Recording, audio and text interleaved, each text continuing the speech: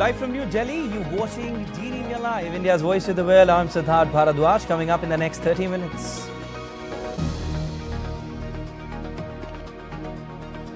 Philippines accuses China of dangerous maneuvers and obstruction at disputed Scarborough Shoal. Says Chinese Coast Guard damaged one of its boats in South China Sea.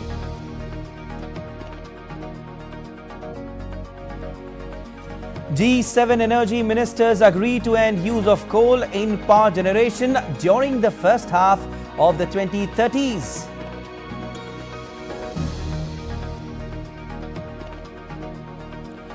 Amid simmering tension, Georgia's parliament set to debate the second reading of a bill on foreign agents. Protesters call it the Russian law.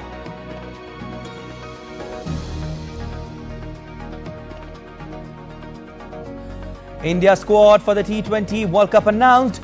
Rishabh Pant returns after a long hiatus. Sanju Samson included. KL Rahul dropped.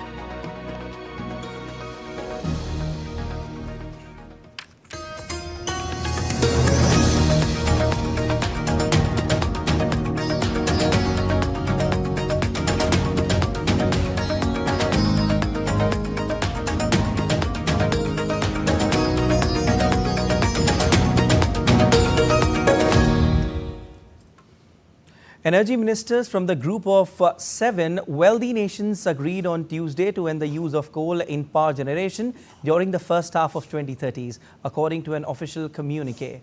However, in a caveat, the statement included an alternative goal of phasing out coal-fired power plants in a timeline consistent with keeping a limit of 1.5 degrees Celsius temperature rise within reach, in line with countries' net zero pathways.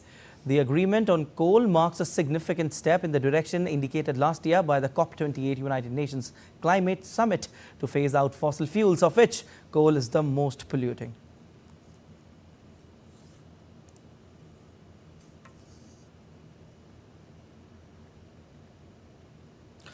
Beijing and Manila have repeatedly clashed in recent months at the submerged reef. In a latest, both sides witnessing standoff and traded accusations over aggressive maneuvers there, and the Philippines recently summoned a Chinese diplomat over the actions. Tensions flare again as China's Coast Guard said on Tuesday it barred a Philippine Coast Guard ship and another vessel from water adjacent to the Scarborough Shoal. And DD India's Laura Westbrook sent us this report from Hong Kong. Have a look. Really is the latest flare-up in tensions between Manila and Beijing in the South China Sea. We've had a statement by the Philippines Coast Guard spokesman on the social media platform X, and he says that 2 Philippines vessels had been heading to supply fishermen in the Scarborough Shoal. This is a hotly contested area of the South China Sea when it had encountered dangerous maneuvers and obstruction by Chinese Coast Guard vessels, and that the Chinese Coast Guard vessels had fired water cannon against these 2 ships that damaged one of the ships, and he said that that showed how strong the water pressure was, that it had managed to damage the railings and canopy of one of these Philippines ships. He also said that China had erected a 380-meter floating barrier to stop vessels from going into the area, but that the Philippines had managed to continue on with their maritime patrol. And we've just heard from the Chinese Foreign Ministry spokesman in their regular press briefing. China says that they had managed to expel these 2 Philippine vessels from the area. So there are these competing claims of what exactly happens there. And the spokesman also said that China urged the Philippines to stop its provocative acts of infringement and to not challenge China's determination to safeguard its sovereignty. China claims most of the South China Sea, and there are overlapping claims with the Philippines. Well, U.S. Secretary of State Antony Blinken is in Amman, Jordan on Tuesday as part of a broader trip to the West Asia that is aimed at discussions with Arab partners over the ongoing conflict. Blinken's visits come after U.S. President Joe Biden demanded to improve the humanitarian situation in Gaza earlier this month.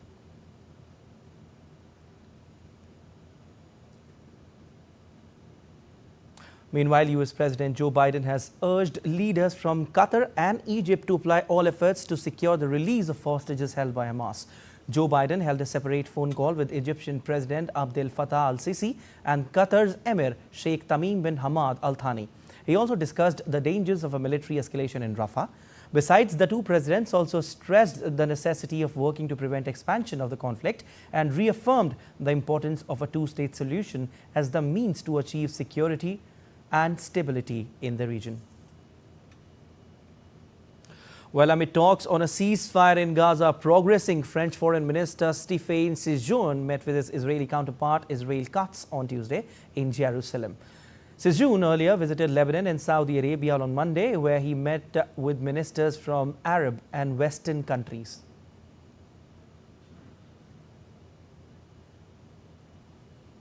Houthi rebels attacked two Israel-linked ships and two American destroyers in the Red Sea and the Indian Ocean. Houthi military spokesperson said that MSC Orion and MV Cyclades were targeted with several drones and missiles.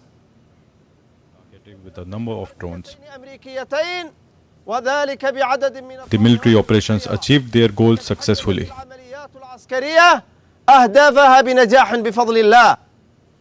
And Georgia faces more protests this week as lawmakers resume debate on a foreign agents law, which was introduced to Parliament earlier this month. Thousands of people protested against the bill for days when it passed its first hurdle in Parliament in mid-April.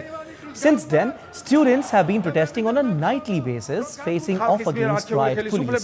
The EU has repeatedly said the bill is a threat. Britain and the United States have also opposed the bill, while Hungary and Russia have defended it. The bill would force organizations receiving more than 20% of their funding from abroad to register as foreign agents.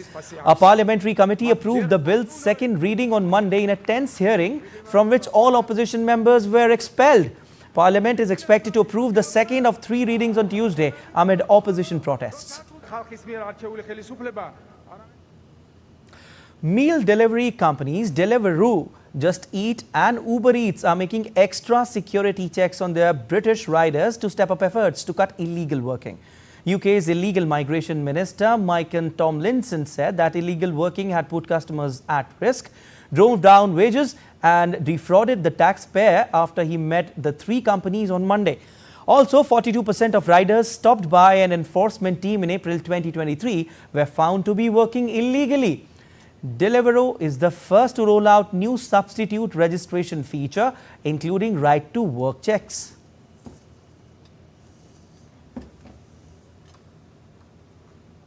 UK has launched physical checks on fresh food products imported from the European Union. This comes 3 years after the country left the bloc. Business groups are now warning the checks will push up costs and could lead to some items disappearing from British supermarkets. DD India's Julia Chapman reports from London. Have a look. For decades, fresh food coming to the UK from the European Union could be imported at minimal hassle. As part of the bloc, the UK had the same sanitary standards as other members. But ever since it left the EU, a change has been looming. My Lords, the controls set out in our new Border Target Operating Model, BTOM, represent a comprehensive assessment of the biosecurity and public health risks presented by imports, together with the risk of relevant pests and diseases. They allow us to assess our confidence in the exporting country's production standards and health controls. The BTOM aims to strike the right balance between allowing trade to flow and to protecting our domestic producers from threats such as African swine fever. From now on, meat, dairy, fruit, vegetables and plants coming from the EU will face possible inspection. Anything that poses a medium risk to biosecurity will be checked visually and with temperature readings. British businesses importing from the EU will have to pay $180 a consignment. It's a significant cost as the UK imports 45% of its food. The government says in practice, fewer than 1 in 100 shipments will be physically inspected. And it defends the cost to businesses, arguing that an outbreak of disease would be far more expensive. But industry groups say the changes will bring unintended consequences. There are warnings that the new rules could lead to shortages.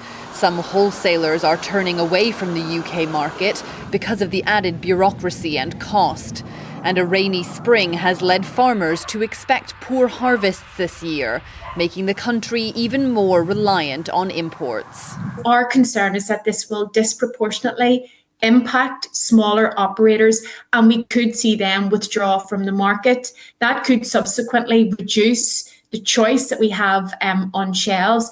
And inevitably, these additional costs have to be picked up somewhere in the supply chain. Many of our members are already operating under very tight margins. The higher import prices will ultimately be passed on to the consumer. After the rate of inflation had been falling, the UK could see costs rise once again. Julia Chapman in London, reporting for DD India. And Italy on Tuesday will unveil an economic package that will be focused on temporary tax breaks to firms. The package will allow hiring of staff on open-ended contracts and a cash bonus of up to $107 for low earners. Tuesday's package is also expected to raise the tax rate on productivity bonuses of more than $3,200 to 10% from the current 5% effective January 2025. The measures are being proposed about a month before European elections.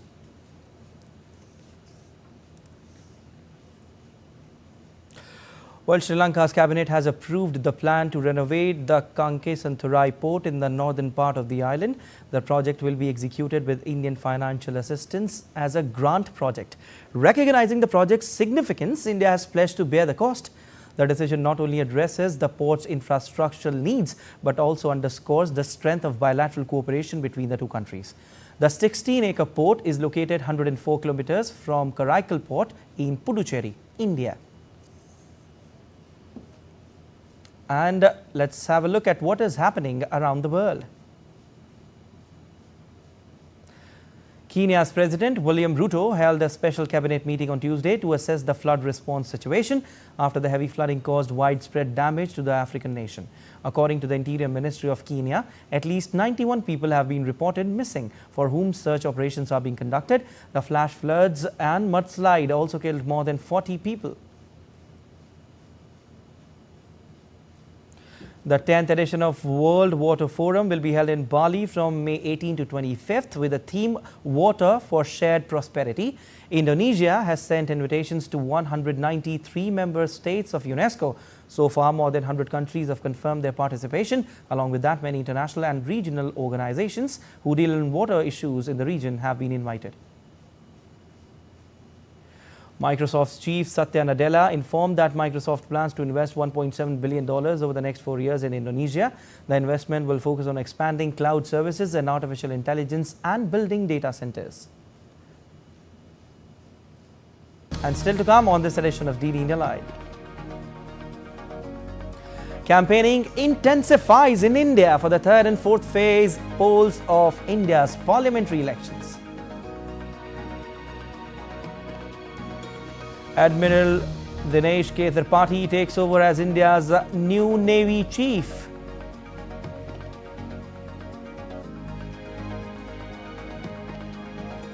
Delicious and diverse cuisines at 11th edition of Dubai Food Festival attract food enthusiasts from around the world.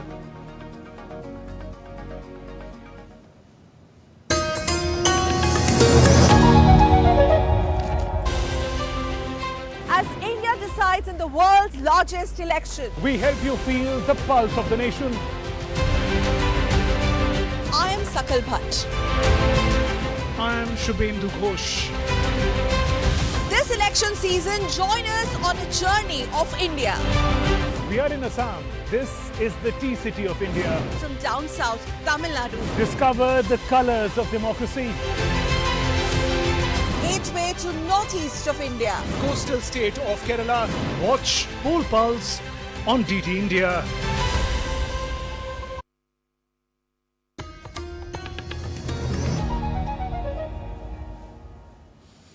You're watching DD India Live. I'm Siddharth Bharadwaj, and let's get you the latest on the world's largest democratic election in India.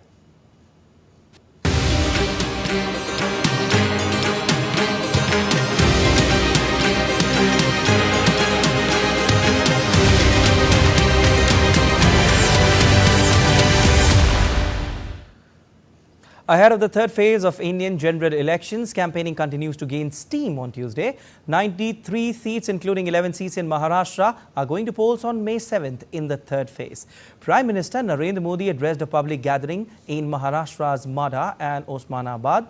During his rally in Madha, PM said that with the blessings of all our voters, we have been able to provide free food to 80 crore people. आज 80 करोड़ देशवासियों को उनकी थाली भरी हुई रहती है, उनका चूल्हा जलता रहता है, उनका बच्चा भूखा नहीं सोता है। 80 करोड़ लोगों को मुफ्त खाना मिलता है। इसका पुण्य किसको मिलता है? आपको मिलता है। आपने मोदी को वोट देकर के ये पुण्य कार्य करने के लिए भेजा है। Later, Prime Minister also addressed rallies in Dharashiv and Latur in Maharashtra. After that, Prime Minister headed to Telangana, where he addresses public meeting in Zahirabad. In some other election updates, Union Home Minister Amit Shah addressed a public meeting in Katwa, West Bengal.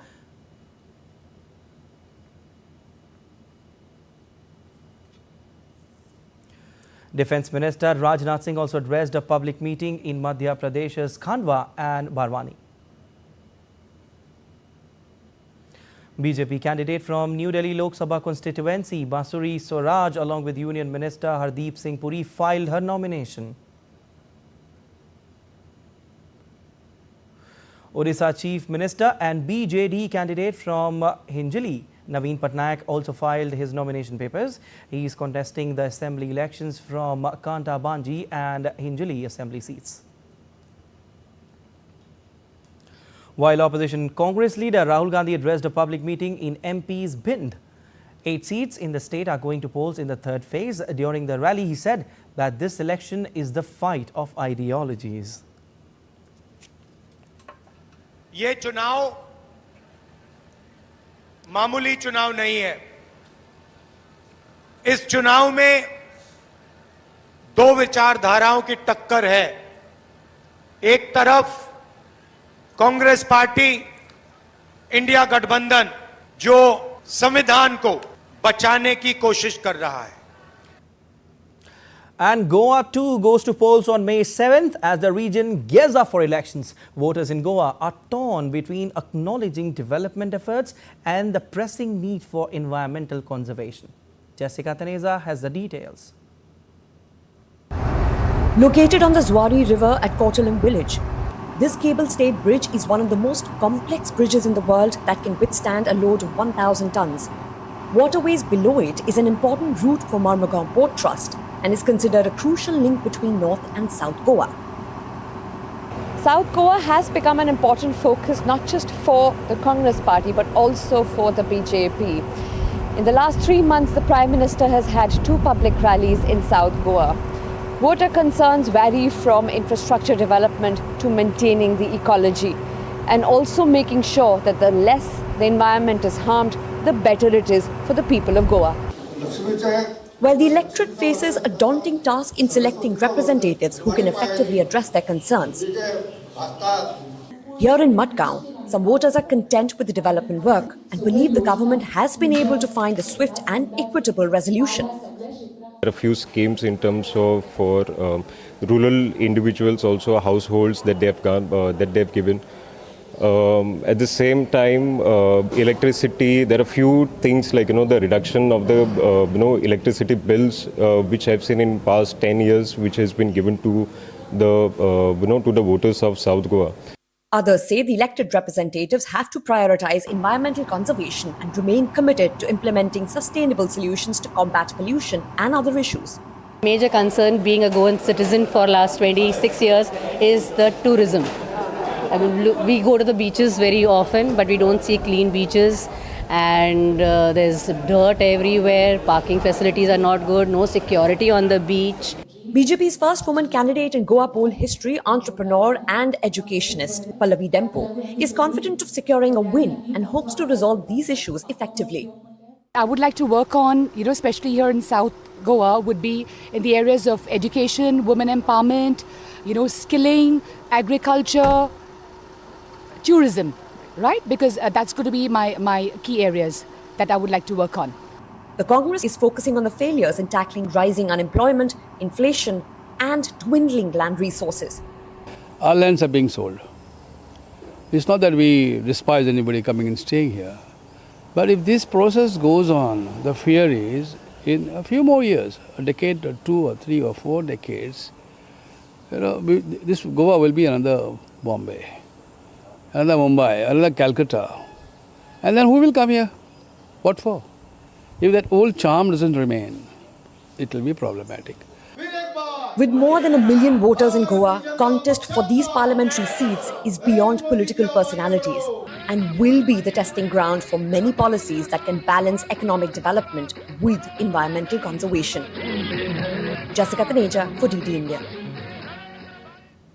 Well, Korean Cultural Center will host the All India K-pop Contest 2024 this year. The event is open for Indian citizens, individuals or groups. The finalists of the All India K-pop Contest will be in the spotlight on a stage equipped with a top-of-the-line stage system. They will also get an opportunity to visit Korea.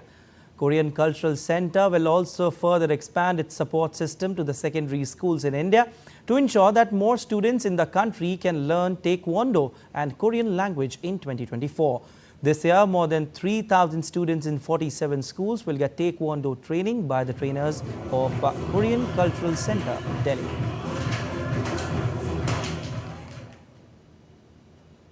We announced the whole schedule of the K-pop contest this year today, and we are happy to announce hosting All India K-pop 2024 this year. And we've seen outstanding growth and popularity last few years. And we prepared much more things this year, like venue, upgraded venue, and technical everything. We arranged this event to strengthen the bond between Korea and India, and we would like to spread the Korean language and Taekwondo nationwide. Admiral Dinesh K. Tripathi assumed command as the 26th Chief of the Indian Naval Staff in the national capital New Delhi on Tuesday. During his career spanning nearly 40 years, the former Vice Chief of Naval Staff held various important operational and staff appointments. He also served as the Flag Officer Commanding-in-Chief of the Western Naval Command. Admiral Tripathi succeeds Admiral R. Hari Kumar. Speaking to the media, the new Navy Chief assured that the Indian Navy will always be ready to protect India's maritime interests.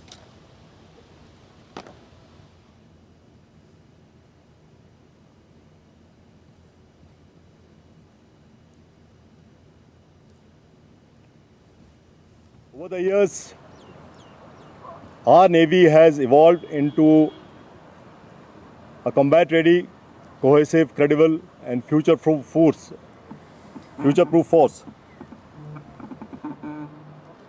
The existing and emerging challenges in the maritime domain mandate that the Indian Navy should remain operationally ready at all times to deter potential adversaries at sea, in peace, and to win the war at and from the sea when asked to do so. This will remain my singular focus and endeavor. Dada Saheb Phalke, also known as the father of Indian cinema, was a prominent film director, producer and screenwriter who is credited with making India's first full-length feature film. Phalke displayed great interest in the creative arts. In his honor, the Indian government established the Dada Saheb Phalke Award in 1969 as the highest award for lifetime achievement in Indian cinema.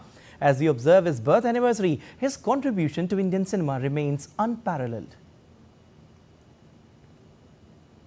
In observance of Labour Day, several political parties in Sri Lanka are preparing to organize public rallies and processions throughout various cities across the island. The police have announced special traffic arrangements to facilitate the events in several cities. With Labour Day serving as a platform for political discourse and social advocacy, these gatherings are expected to attract significant attention and participation from citizens nationwide. Now, time for sport, and India's T20 World Cup squad is out. Rohit Sharma captains the team with Hardik Pandya as vice captain. Rishabh Pant, Shivam Dube and Sanju Samson have been selected in India's 15-man squad. Yuzi Chahal is also back in the mix with Kuldeep Yadav, Ravindra Jadeja and Akshar Patel in the spin department. Jasprit Bumrah leads the pace attack with Mohammad Siraj and Arshdeep Singh. The squad is like this: Rohit Sharma captain, Yashasvi Jaiswal, Virat Kohli, Surya Kumar Yadav, Rishabh Pant, Sanju Samson, Hardik Pandya, Shivam Dube, Ravindra Jadeja, Akshar Patel, Kuldeep Yadav, Yuzi Chahal, Arshdeep Singh, Jasprit Bumrah, Mohammad Siraj. Reserve players are Shubman Gill, Rinku Singh, Khalil Ahmed and Avesh Khan. India begin their 2024 T20 World Cup campaign against Ireland on June 5th in New York and then play Pakistan, USA and Canada on June 9, 12 and 15 respectively. Well, the 11th edition of the Dubai Food Festival is back as the city has successfully navigated once-in-a-century showers that poured into the emirate last week. The food festival that began on April 19 will continue until May 12, bringing a plethora of culinary adventures with dozens of restaurants all over the emirate participating in the festival.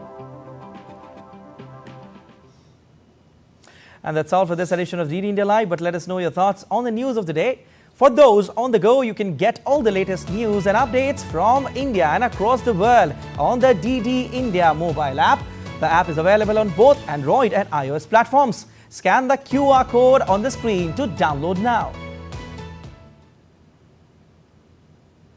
We'll be back with more news as it breaks here on DD India. I am Siddharth Bharadwaj from all of us here in Delhi. Thanks for watching DD India Live.